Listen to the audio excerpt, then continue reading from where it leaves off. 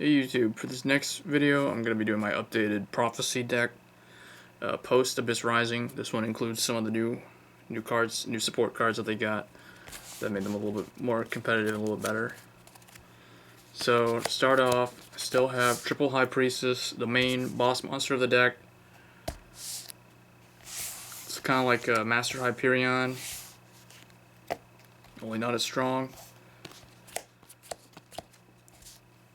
3 Spellbook Magician of Prophecy. It's like the Stratos for the spellbooks. Searches them out. Still running triple Temperance of Prophecy because I found it's just really good overall to get High Priestess to the field as fast as possible.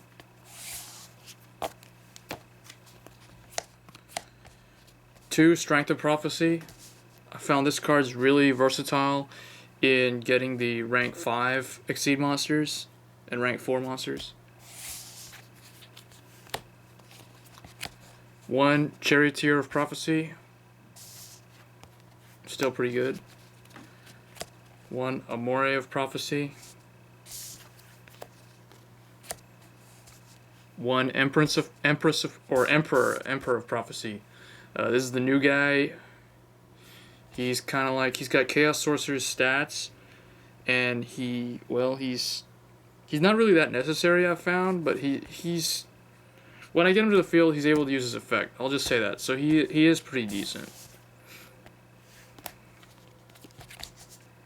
1 Justice of Prophecy. I'm trying one of these out to see if it's good. So far, it seems pretty decent at 1. 1 Stoic of Prophecy, another new card. I'm trying him out. So basically, the new cards from Abyss Rising, these and Hermit. I did actually have 1 Hermit in here, but Hermit's kind of unnecessary. The only thing I can see him being useful for is for getting rank 3s and the odd numbered Exceed monsters. And then the last monster, just 1 Effect Veiler, because it's a spellcaster and it's a tuner, so it actually allows you to synchro when you least expect it. For spells, probably the most hyped new card for Prophecy monsters from Abyss Rising, the Grand Spellbook Tower. Interesting thing about this card is it's pretty expensive right now. The price went up, but it's really you really only need 1 because the deck has so much search ability for spell cards. Triple Spellbook Magician and then triple Spellbook of Secrets. There's so many ways to get this to your hand, especially even if it gets sent to the graveyard. You can just get it back with by banishing it and then recycling it with the Spellbook of Eternity. So really only 1. I found 1 is perfect. You don't really need 2 or even 3. 3 is overkill. 1 Spellbook Library of the Helosphere. This card's good. I believe it's good late game. Yeah, if you have 5 or more Spellbook cards. So yeah, 1's good enough. And then 1 Spellbook of Fate.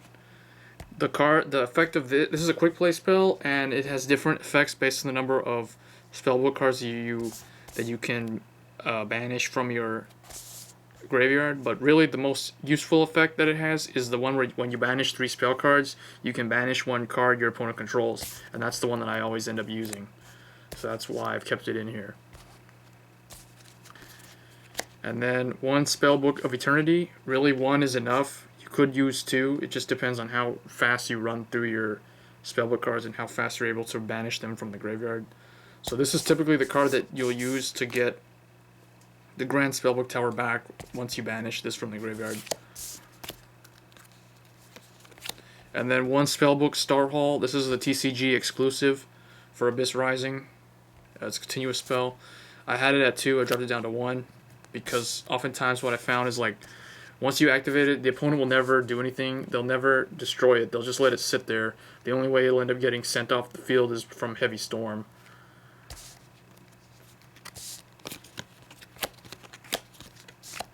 3 Spellbook of Secrets, the best spell card. It searches out anything with Spellbook, including Spellbook Magician. 2 Spellbook of Power. I dropped this down to 2 to make room for the new Spellbook cards.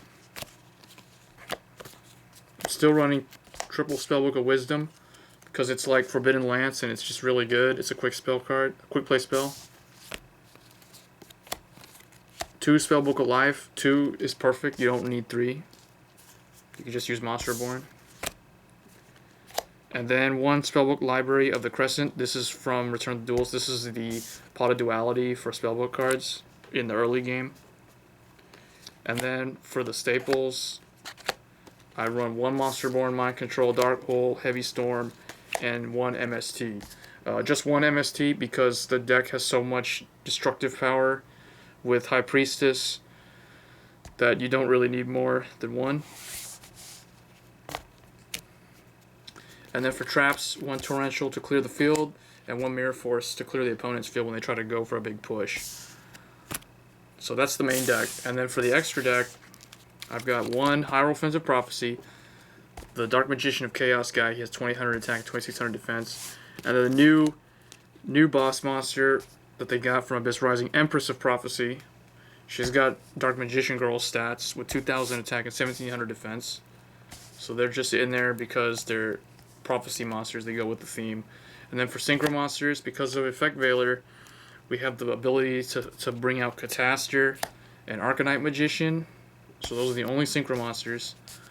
Catastor right now is probably the best Synchro monster, and it's very annoying. I think this might be the next Synchro monster that they try to ban. And then for rank 2, 1 Gachi.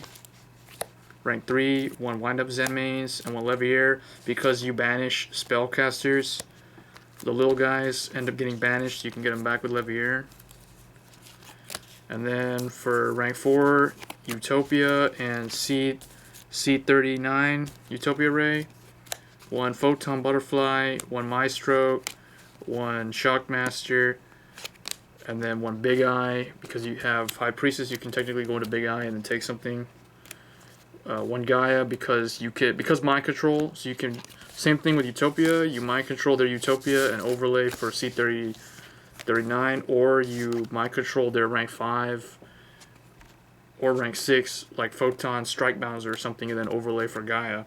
And then the last one, I found that this deck actually technically has the capability of playing Gustav Max because of Priestess plus the Spellbook of Life. So you just get 2 Priestess on the field that are level 10, and then you can get Gustav, and then go for a game that way. So I hope you guys enjoyed this updated deck profile. Let me know what improvements you would add or what you take out. So as always, rate, comment, subscribe. Thanks.